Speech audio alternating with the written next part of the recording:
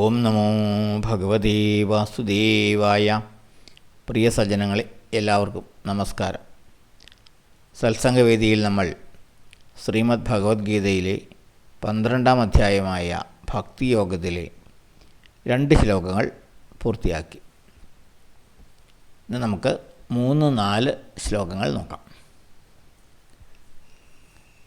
യേ ത്വക്ഷരമനിർദ്ദേശ്യമവ്യക്തം പര്യുപാസതേ സർവത്ര ഗമചിന്യം ച കൂടസ്ഥമചലം ധ്രുവം. സംനിയമേന്ദ്രിയഗ്രാമം സർവത്ര സമബുദ്ധയാ തേ പ്രാപ്നുവന്തി മാമേവ സർവഭൂതഹിതേ രതാ.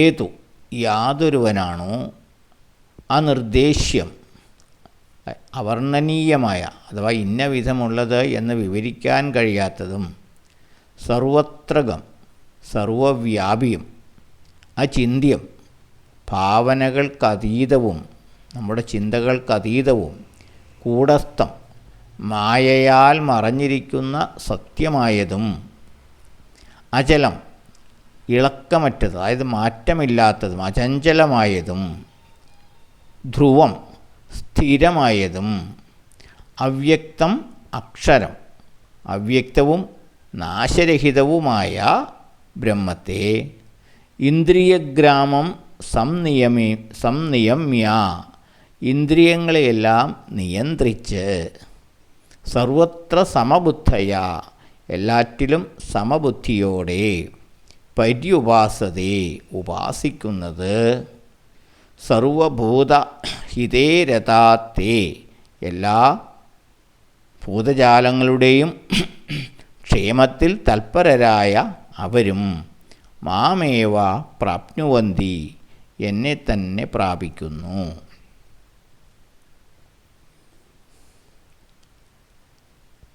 ഇതിനു മുൻപുള്ള ശ്ലോകത്തിൽ പറഞ്ഞത്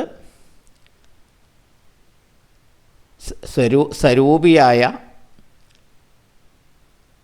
സഗുണനായ ഈശ്വരനെ ഉപാസിക്കുന്നതാണ് നിർഗുണനും നിരാകാരനുമായ ബ്രഹ്മത്തെ ഉപാസിക്കുന്നതിനേക്കാൾ ശ്രേഷ്ഠമായത് എന്നാണ് ഭഗവാൻ പറഞ്ഞത്.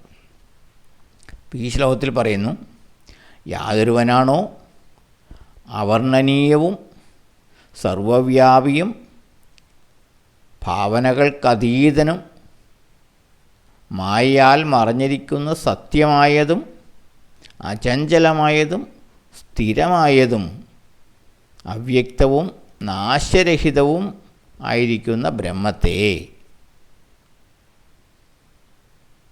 ഇന്ദ്രിയങ്ങളെയെല്ലാം നിയന്ത്രിച്ച് എല്ലാറ്റിലും സമബുദ്ധിയോടെ ഉപാസിക്കുന്നത്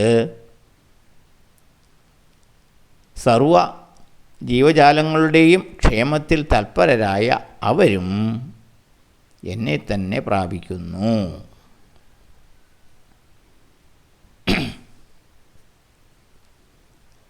ഇന്ദ്രിയങ്ങളെയെല്ലാം നിയന്ത്രിച്ച് എല്ലാവരിലും സമഭാവനയോടെ സർവജീവികളുടെയും നന്മയിൽ തൽപരരായിക്കൊണ്ട് ഇന്ദ്രിയങ്ങൾക്ക് ഗോചരമല്ലാത്തതും അവ്യക്തവും സർവവ്യാപ്തവും അചിന്യവും സ്ഥിരവും മാറ്റമില്ലാത്തതും മായയാൽ മറഞ്ഞിരിക്കുന്നതുമായ ബ്രഹ്മത്തെ ഉപാസിക്കുന്നവരും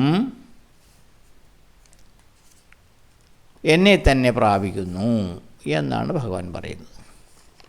ആ ബ്രഹ്മത്തെക്കുറിച്ചുള്ള ആ ഒരു വിവരണം നോക്കുക.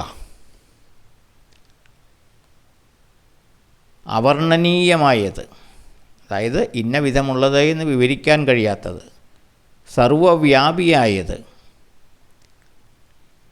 നമ്മുടെ ചിന്തകൾക്കതീതമായത്, മായയാൽ മറഞ്ഞിരിക്കുന്ന സത്യമായത്, അചഞ്ചലമായത്, ഒരിക്കലും മാറ്റമില്ലാത്തത്, ധ്രുവമായത്, സ്ഥിരമായത്, അവ്യക്തമായത്, നാശരഹിതമായത്, അങ്ങനെയുള്ളതാണ് ബ്രഹ്മം. ബ്രഹ്മത്തിൻ്റെ സവിശേഷതകളാണ് അവിടെ മുഴുവൻ പറയുന്നത്. അപ്പോൾ അങ്ങനെയുള്ള ബ്രഹ്മത്തെ ഉപാസിക്കുന്നവരും എന്നെ തന്നെ പ്രാപിക്കുന്നു. അവരെങ്ങനെയായിരിക്കണം? ഇന്ദ്രിയങ്ങളെല്ലാം നിയന്ത്രിച്ച് എല്ലാവരിലും സമബുദ്ധിയോടെ പ്രവർത്തിച്ച്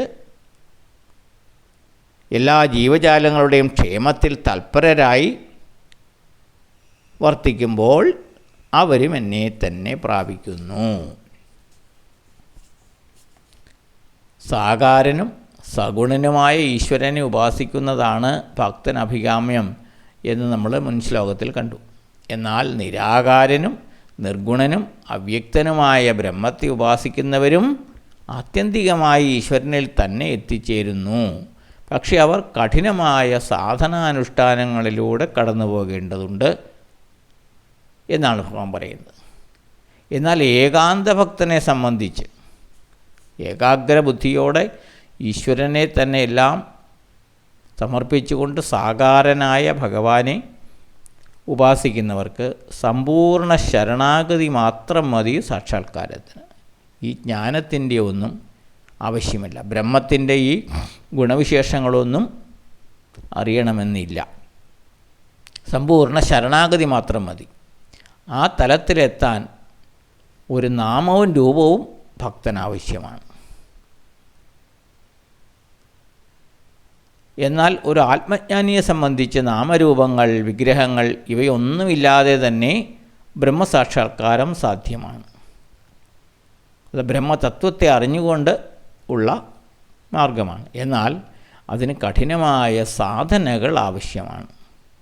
ക്രമേണ അവരും ലക്ഷ്യത്തെ പ്രാപിക്കുന്നു. ഇതാണ് ഭഗവാൻ പറയുന്നത്. ഈ രണ്ട് മാർഗത്തിലൂടെ പോയാലും ഭഗവാനെ തന്നെ പ്രാപിക്കുന്നു. പക്ഷേ പ്രായേണ എളുപ്പമായതും ഏറ്റവും സാക്ഷാത്കാരത്തിന് യുക്തമായതും ഭക്തിമാർഗമാണ് ജ്ഞാനമാർഗത്തേക്കാൾ. ഇതാണ് ഭഗവാൻ ഈ ശ്ലോകത്തിലൂടെയും പറയുന്നത്. അടുത്ത ശ്ലോകം നമുക്ക് അടുത്ത ദിവസം നോക്കാം. എല്ലാവർക്കും നന്ദി, നമസ്കാരം. ഓം നമോ ഭഗവതേ വാസുദേവായ.